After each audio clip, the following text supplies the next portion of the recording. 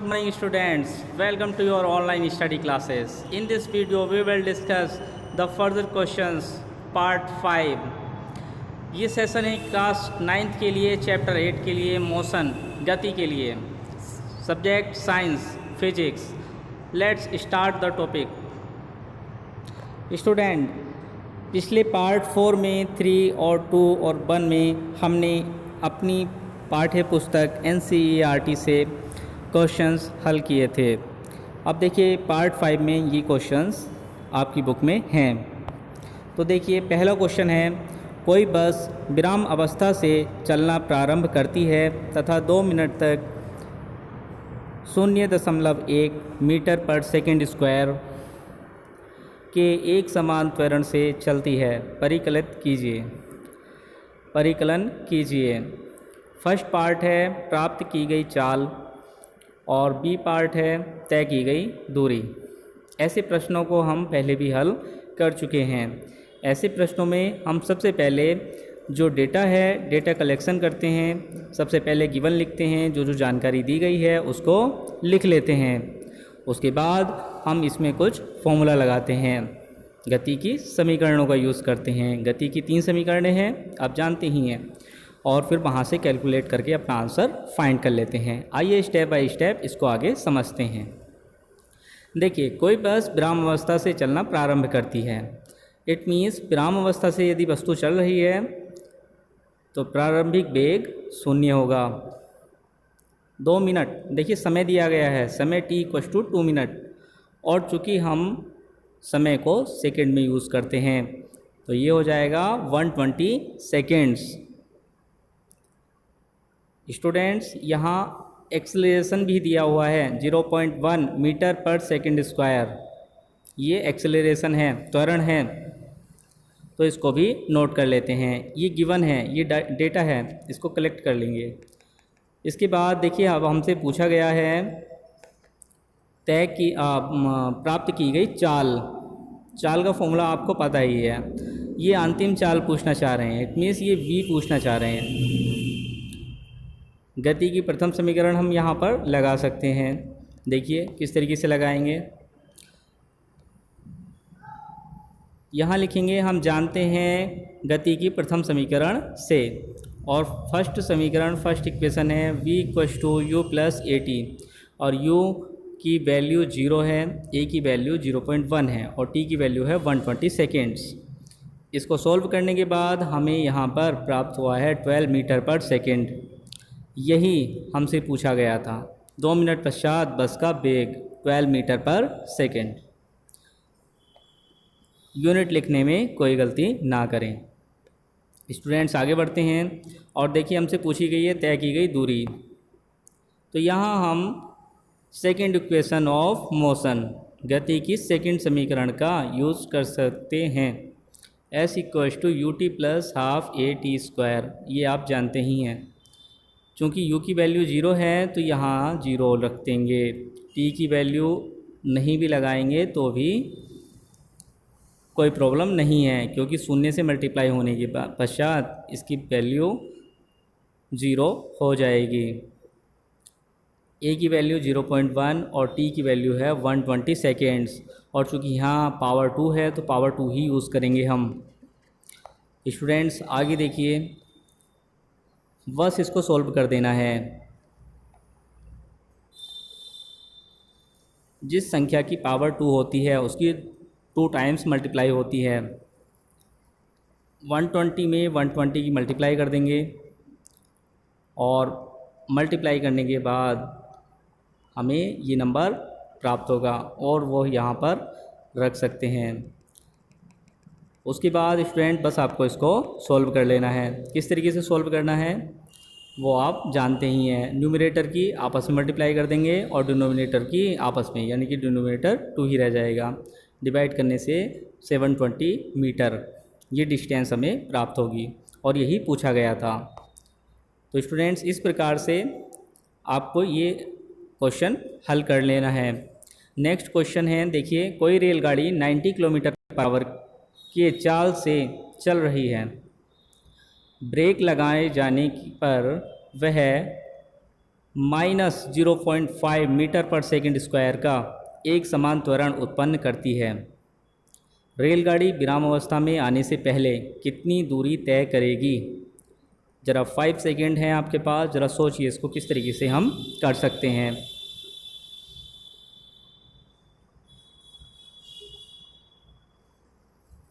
जी हाँ स्टूडेंट्स, तो आइए आगे बढ़ते हैं। सबसे पहले डेटा कलेक्शन करेंगे। यहाँ गिवन में देखिए हमें क्या क्या दिया गया है। कोई रेलगाड़ी 90 किलोमीटर पर आवर की चाल से, यानी कि प्रारंभिक चाल दी गई है 90 किलोमीटर पर आवर। और चूँकि आप जानते हैं हम किलोमीटर पर आवर में वैल्यूज़ को प्रीफर नहीं करते हैं, हम मीटर पर सेकंड में लगाते हैं। और एक चीज़ और देखिए, यहाँ पर जो एक्सेलरेशन है वो मीटर पर सेकंड स्क्वायर में है, तो मीटर सेकंड में ही हम वैल्यू लगाएंगे। या तो अगर आप किलोमीटर पर आवर में लगाना चाहते हैं तो इसको हमें किलोमीटर पर आवर में बदलना होगा। अब चूँकि छोटी क्वांटिटी को किलोमीटर पर आवर में कन्वर्ट करेंगे तो पॉइंट में वैल्यू आएगी, तो वहाँ कैलकुलेशन बहुत ही टफ हो जाएंगी। तो हम बड़ी क्वांटिटी को छोटी में कन्वर्ट करते हैं, यानी कि किलोमीटर पर आवर को मीटर पर सेकंड में कन्वर्ट करेंगे। तो स्टूडेंट्स यहाँ देखिए किलोमीटर, अब 1 किलोमीटर में कितने मीटर्स होते हैं? 1000 मीटर्स होते हैं। और आवर, 1 आवर में कितने सेकंड्स होते हैं? 60 × 60 सेकंड्स होते हैं। इसको कैलकुलेट करने के बाद हमें प्राप्त होगा 25 मीटर पर सेकंड, ये प्रारंभिक वेग u होगा। उसके बाद आगे देखिए स्टूडेंट्स, अब ब्रेक लगाया जा रहा है। ब्रेक लगाने पर जो रेलगाड़ी है, ट्रेन है, उसकी स्पीड कम होगी, यानी कि उसमें मंदन होगा, रिटार्डेशन होगा। तो चाहे तो आप मंदन लिख सकते हैं, चाहे तो आप इसमें यहाँ पर त्वरण भी लिख सकते हैं, लेकिन माइनस का चिन्ह ना भूलें। तो माइनस 0.5 मीटर पर सेकंड स्क्वायर, ये एक्सेलरेशन यहाँ पर दिया गया है। अंतिम वेग 0 हो जाता है क्योंकि रेलगाड़ी अंततः रुक जाती है। लिखा है रेलगाड़ी विराम अवस्था में आने से पहले, इसका मतलब अंत में रेलगाड़ी रुक जाती है।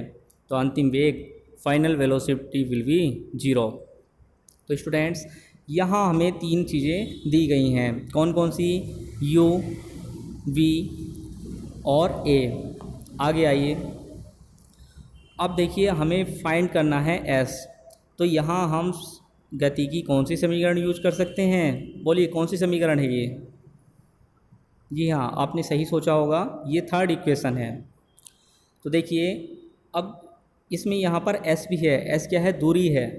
तो मान लेते हैं, माना रुकने से पहले रेलगाड़ी द्वारा तय की गई दूरी इक्वल्स टू s मीटर। और हम जानते हैं third equation of motion, v square equals to u square plus 2as। बस यहाँ पर वैल्यू पुट कर देनी है स्टूडेंट्स। 2as को इधर ले आएंगे और v स्क्वायर को इधर ले जाएंगे, तो इस तरीके से हमें ये वैल्यू प्राप्त हो जाएगी। और इसको कैलकुलेट करना आपको आता ही है। और यहाँ से s इक्वल्स टू 625 मीटर, ये वैल्यू हमें प्राप्त हो जाएगी। तो देखिए कितना इजी क्वेश्चन है, और यहाँ पर आपको फुल मार्क्स मिलते हैं, क्योंकि मैथमेटिकली जितनी भी प्रॉब्लम्स होती हैं उसमें जितने मार्क्स का क्वेश्चन होता है आपको उतने ही मार्क्स मिल जाते हैं। जबकि थ्योरेटिकल क्वेश्चन में हाफ मार्क्स, 1 मार्क्स कटने की संभावना बनी रहती है। तो आप न्यूमेरिकल क्वेश्चंस को बहुत ही बेहतर तरीके से करें। और लास्ट में कंक्लूज़न भी लिख दें कि अतः रुकने से पहले रेलगाड़ी 625 मीटर दूरी तय करेगी, या रेलगाड़ी द्वारा 625 मीटर दूरी तय की गई है। Now let's read next question. Question third है स्टूडेंट्स, एक ट्रॉली एक आनत तल पर 2 मीटर पर सेकंड स्क्वायर। आप यहाँ इसकी यूनिट देखकर भी अंदाज़ा लगा सकते हैं कि ये एक्सेलरेशन a दिया हुआ है, और यहाँ आगे भी पढ़ सकते हैं, तो यहाँ लिखा है त्वरण से नीचे जा रही है। आनत तल कहते हैं कोई झुका हुआ तल, जैसे ये क्या है? एक आनत तल है। यहाँ पर मान लीजिए एक कुछ भी गोल वस्तु रख देते हैं तो वो नीचे की ओर गति करने लगती है। तो इस प्रकार की कुछ स्थिति है। गति प्रारंभ करने से 3 सेकंड के पश्चात, मान लीजिए गति प्रारंभ हो गई है उसके 3 सेकंड के बाद, यानी कि यहाँ पर समय दिया गया है 3 सेकंड्स। उसका वेग क्या होगा? वेग v पूछा हुआ है, फाइनल वेलोसिटी v पूछी है। आइए देखते हैं इसमें किस प्रकार से हम डेटा कलेक्शन कर सकते हैं। हम सबसे पहले लिखेंगे ट्रॉली का त्वरण a = 2 मीटर पर सेकंड स्क्वायर, ट्रॉली का आरंभिक वेग u = 0, क्योंकि शुरुआत में ट्रॉली विराम अवस्था में थी। समय 3 सेकंड्स दिया हुआ है, ये 3 वैल्यू हम यहाँ पर नोट कर लेते हैं। उसके बाद उन्होंने वेग पूछा है, यानी कि फाइनल वेलोसिटी पूछी है। ऐसा फॉर्मूला हम लगाएंगे जिसमें a भी आता हो, u भी आता हो, t भी और v भी आता हो। और ये बताओ कौन सी इक्वेशन हो सकती है? जी हाँ, ये गति की पहली इक्वेशन हो सकती है। तो यहाँ सबसे पहले लिखेंगे माना 3 सेकंड पश्चात वेग इक्वल्स टू v, वेग इक्वल्स टू v।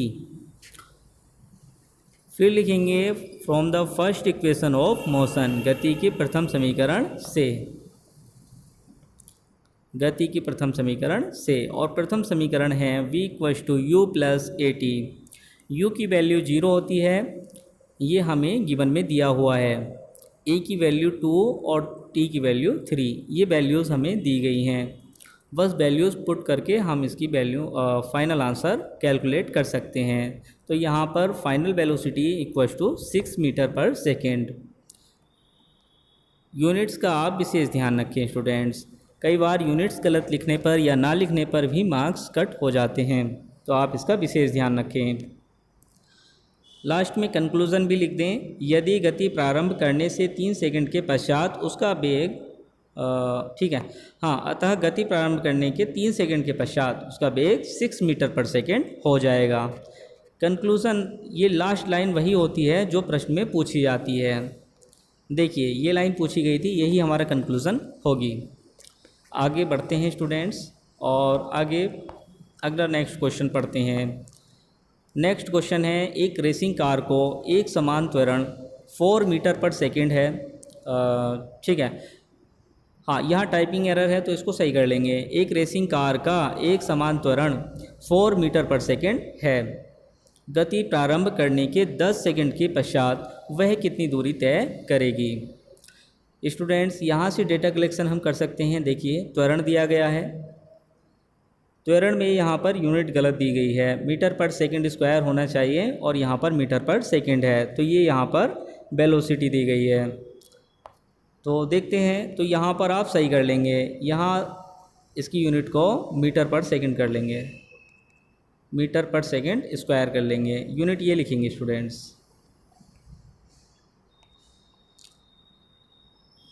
ये यूनिट यहाँ पर लिख लेंगे, टाइपिंग एरर है, इसको आप सही कर लेंगे। तो यहाँ देखिए सबसे पहले कहा गया है रेसिंग कार को एक समान त्वरण, तो त्वरण यहाँ पर दिया गया है 4 मीटर पर सेकंड स्क्वायर।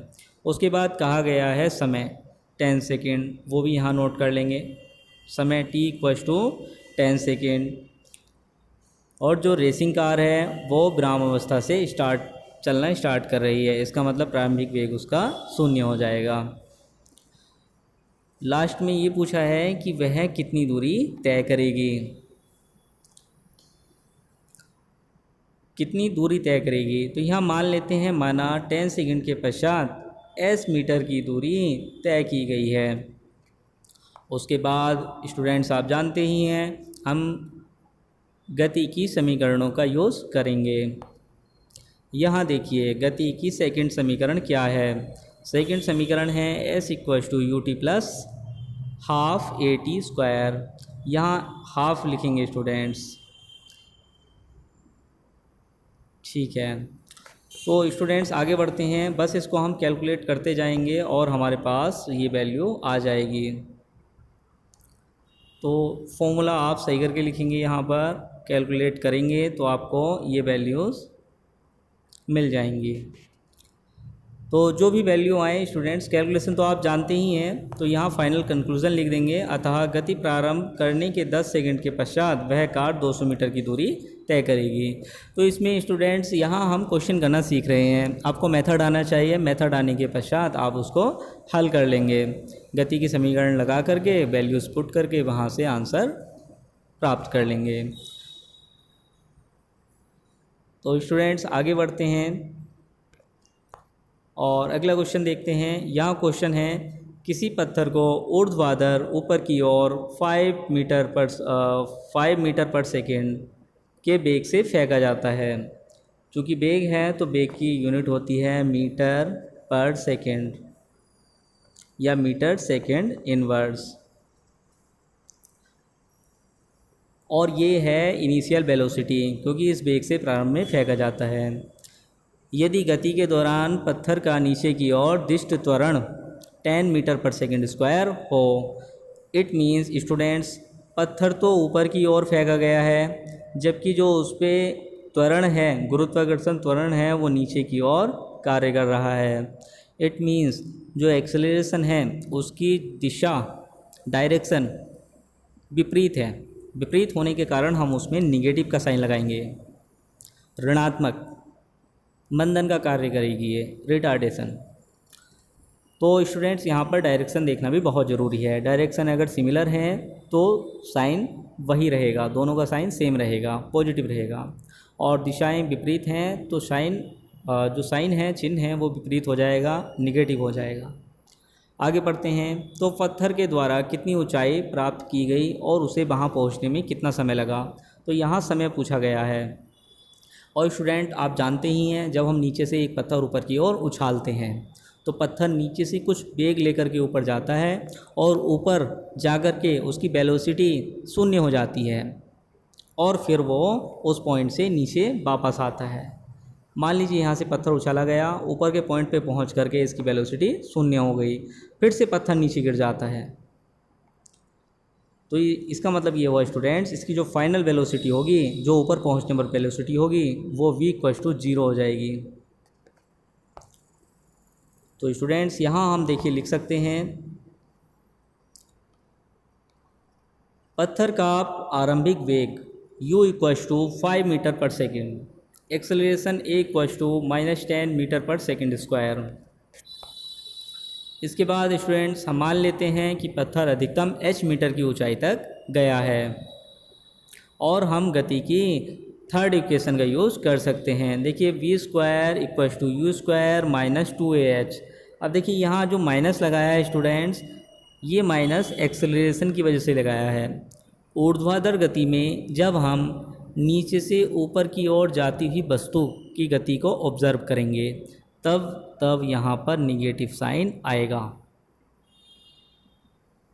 तब हम यहाँ पर निगेटिव साइन का यूज़ करेंगे, क्योंकि एक्सेलरेशन हमेशा नीचे की ओर लगेगा और वस्तु हमेशा गति ऊपर की ओर करेगी, इसलिए हम निगेटिव साइन का यूज़ करेंगे। उसके बाद स्टूडेंट्स बस यहाँ पर वैल्यूज़ रखनी है। वैल्यूज़ आप देख सकते हैं कि v की वैल्यू 0 हो जाएगी। मैंने आपको बताया कि वस्तु नीचे से जाएगी, ऊपर कुछ समय रुकेगी और फिर नीचे आएगी। तो ऊपर के पॉइंट पर, इस पॉइंट पर, ये जो ऊपर का पॉइंट है, यहाँ पर v की वैल्यू हो जाएगी 0। बस सिंपली स्टूडेंट्स यहाँ पे हमें वैल्यूज़ रख देनी है। देखिए एक वैल्यू यहाँ पर रख दी है -10, v की वैल्यू 0 रख दी है, u की वैल्यू 5, और इसको हल करने के बाद h की वैल्यू हमारे पास आ गई है 1.25 मीटर। ये फाइनल ऊंचाई है। आगे देखते हैं, आगे लिखा है, देखिए आगे हमसे पूछा गया है, क्या पूछा गया है, ज़रा क्वेश्चन में वापस आइए। वहाँ पहुँचने में कितना समय लगा, समय भी हमें बताना है। तो टाइम को कैलकुलेट करने के लिए स्टूडेंट्स हम मान लेते हैं अधिकतम ऊंचाई तक पहुँचने में उसको 30 सेकेंड्स लगे हैं। तो from the first equation of motion v = u + at, v की वैल्यू 0 है और यहाँ पर u की वैल्यू 5, a की वैल्यू -10 और t की वैल्यू कैलकुलेट करनी है। तो यहाँ से देखिए हम कैलकुलेट कर लेते हैं, t की वैल्यू 5/10, इट मीन्स 0.5 सेकेंड्स। तो यहाँ t की वैल्यू 0.5 सेकेंड्स। लास्ट में कंक्लूज़न आप लिख सकते हैं। देखिए कंक्लूज़न क्या लिखेंगे, कंक्लूज़न हम लिखेंगे कि अतः पत्थर के द्वारा अधिकतम ऊंचाई प्राप्त करने में लगा समय, और इक्वल्स टू लिख देंगे 0.5 सेकेंड्स। तो इस प्रकार से ये क्वेश्चन हमारा कंप्लीट हो गया है। तो स्टूडेंट्स, आई होप कि आपको ये जो सेशन है, ये क्वेश्चंस हैं, ये आपको बेहतर तरीके से समझ में आए होंगे। तो आप सभी लोग इसको समझें, समझ करके जो भी आपके व्यूज़ हैं वो बताएं। अगर नहीं समझ आया है, कोई क्वेश्चन ऐसा रह गया है, कोई क्वेरी रह गई है, छोटा सा कोई पॉइंट रह गया है, तो आप व्हाट्सएप के माध्यम से उसे क्लियर कर सकते हैं, पूछ सकते हैं, और आप डेली की डेली अपना काम पूरा करते जाएं। जो क्वेश्चन आपने पहले से लिख लिए हैं उसको पुनः रिपीट ना करें, और जो नहीं लिखे हैं उनको लिखते जाएं। और ये चैप्टर अपने अंतिम लास्ट स्टेप पर है, इसके कुछ ही क्वेश्चंस के बाद ये चैप्टर पूरा हो जाएगा। तो स्टूडेंट्स, लगातार पढ़ते रहिए, घर पर सुरक्षित रहिए, और अपने बोर्ड एग्ज़ाम की तैयारी में भी अभी से लग जाइए, क्योंकि 10th क्लास का, पिछले साल के 10th क्लास के स्टूडेंट्स का अभी तक ये क्लियर नहीं हो पा रहा है कि किस तरीके से वो उनकी फ़ाइनल मार्कशीट बनाएंगे। कभी कभी सुनने में आता है कि 9th के मार्क्स भी वहाँ पर जुड़ने लगे हैं, और कभी कुछ और भी बातें वहाँ से आती हैं। तो आप 9th में भी अच्छे मार्क्स लेकर के आएँ, क्योंकि हो सकता है आपके साथ भी ऐसा ही हो कि 9th के मार्क्स भी 10th में जुड़ें। तो आप बोर्ड की तैयारी अभी से स्टार्ट कर दें।